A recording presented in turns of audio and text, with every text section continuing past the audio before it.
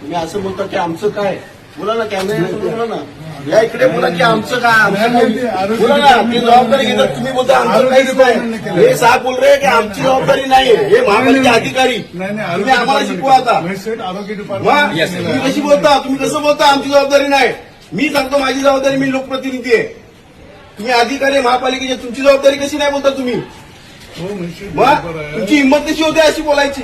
आज त्यांनी डिपार्टमेंट नाही केलं सर. ऐका महापालिकेच्या प्रत्येक डिपार्टमेंटचे ऐका, महापालिकेच्या प्रत्येक अधिकारी तो कुठल्या पण फील्डचा असू द्या, त्याची जबाबदारी आहे सामान्य माणसांना मदत करायची, सामान्य माणसाच्या प्रत्येकाच्या वेदना जाणून घ्यायची.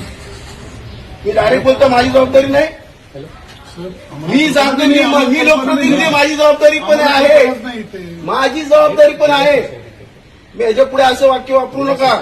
आज या इथे त्यांनी सोसायटीने सांगितलं होतं की तुम्ही इथे इमारत बांधू नका, भिंत बांधू नका, पत्र दिलेलं आहे, तरी ती बांधली. आज लोक त्या ठिकाणी त्यांच्या कार्यालयावरती एवढी मोठी हानी झालेली आहे.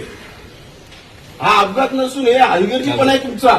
जर तिथे आज लोक बसले असते, मेले असते ना लोक, माणसं नसते मेले का दुपारच्या टायमाला, सकाळच्या टायमाला लोक बसतात. रात्रीचं घडलंय म्हणून ठीक आहे, आरोग्य डिपार्टमेंट प्रत्येक अधिकाऱ्याची जबाबदारी आहे का नाही मला ते सांगा. मग जर मी सांगतो मी लोकप्रतिनिधी, माझी जबाबदारी आहे, यमगार साहेब बोलतायत की बाबा आमची जबाबदारी आहे, हे इमिजिएटली करून घ्या सगळं.